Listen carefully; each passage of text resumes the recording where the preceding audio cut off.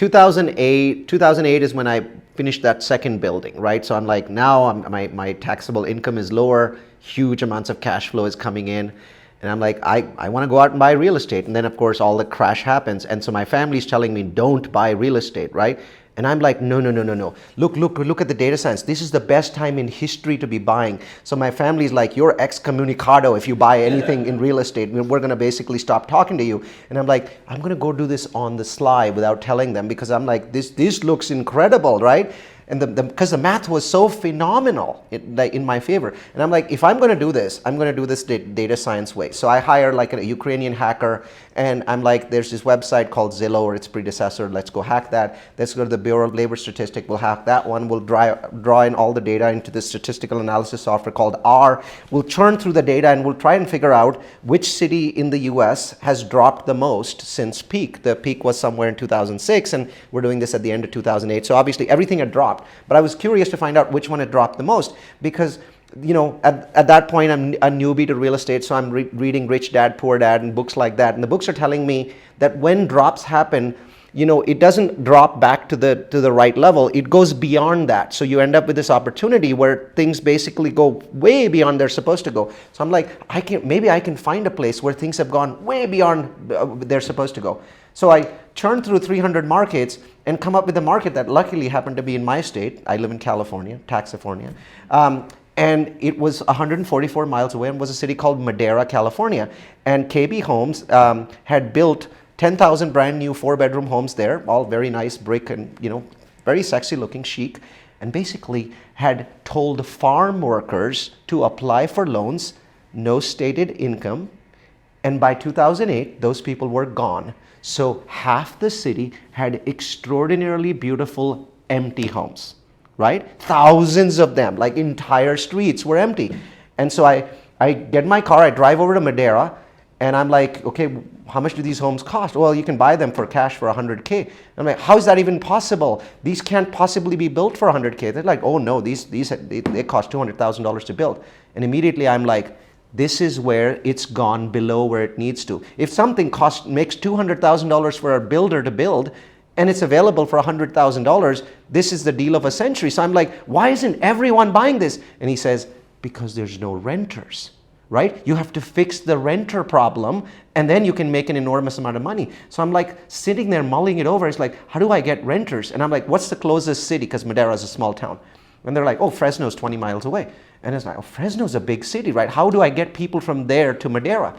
Before we continue, let me take 60 seconds to tell you about Multifamily University. Are you ready to take your real estate investing to the next level? Look no further than Multifamily University. Our comprehensive resources, including guest podcast appearances, educational webinars, the Real Estate Trends Toolkit, and the Location Magic course, are all designed to make smart investing easy and accessible. Plus, with no subscriptions, no upsells, you can trust that we're always looking out for your best interests. But don't take our word for it. Check out what our satisfied customer, Carlos M., had to say. Neal's presentation was filled with invaluable information that is not readily available to the average investor. This group takes you to the elite level of investing. Join the ranks of the elite with Multifamily University. Join us at multifamilyu.com and start investing from a place of knowledge today. Not only will you have access to a wealth of knowledge from industry experts, but you'll also be able to stay ahead of the game with our in-depth analysis of market trends and potential recessions or corrections. Invest with confidence and make informed decisions based on data, not gut feel. Don't miss out. Visit us at multifamilyu.com today or click the link in the description below. And now, back to the content. So I drive another 20 miles. I go to a real estate guy in Madera, in Fresno, and I say, I want an old house in Fresno. Please sell me an old house. I'll buy cash. And he's like, no, I can sell you brand new homes in Madera. And I'm like, no, I want an old one. And so they sell me an old one for $120,000. And I put that and I give it to my Ukrainian hacker and I say, I want this property in Fresno to be on every rental site. And he's like, why do you want so many leads? It's just one property, right? Let me put it on one. I'm like, no, I want it on 50. And he's like, but you'll have a massive number of tenant leads. What are you going to do with that?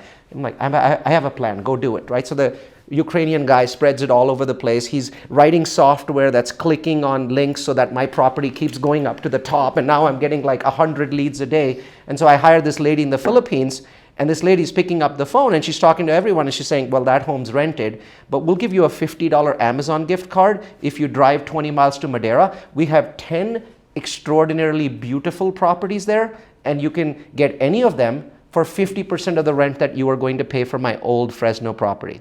So 90% of the people would think it's some kind of scam and would hang up on her. And then the 1 out of 10 would be like, okay, $50, right? Sure, I'll go check this property out.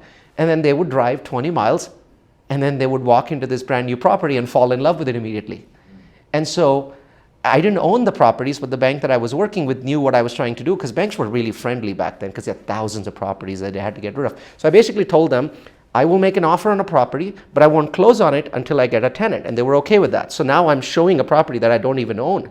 And so, I have this person that I've hired for like $30 in Madeira because unemployment is high. And that person was showing my properties. And guess what? In 30 days, everything is leased. And I have massive amounts of cash flow from 10 properties. The biggest mistake of my life was I didn't know about portfolio loans because I thought I can only get 10 loans, which is true. You stop at 10. But if somebody had told me that there's this thing called portfolio loans where you can take all 10 and stick them out, now you can do another 10, I would have hundreds of them today, right?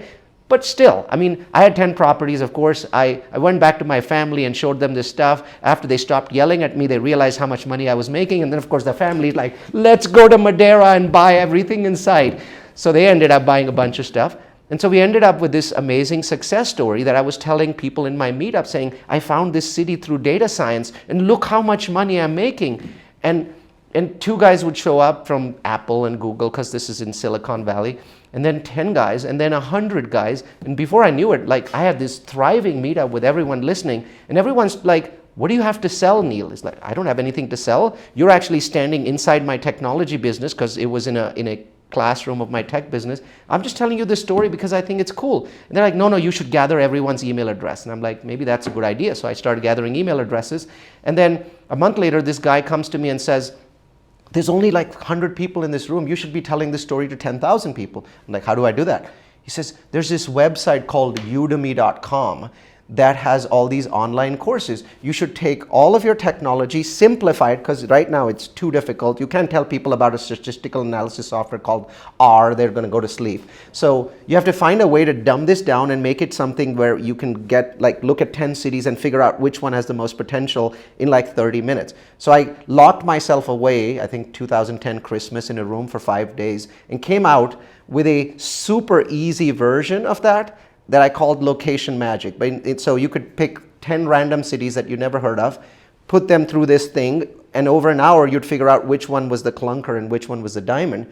And I was like, okay, I'm going to record this as a course. So I record it, I stick it up on udemy.com, and I'm thinking there's going to be 20 or 50 people taking this course. Because by now I was well known in the Bay Area, so I was getting referrals. And I'm like, who's going to refer to this site? Well, 11,000 people are taking that course right now.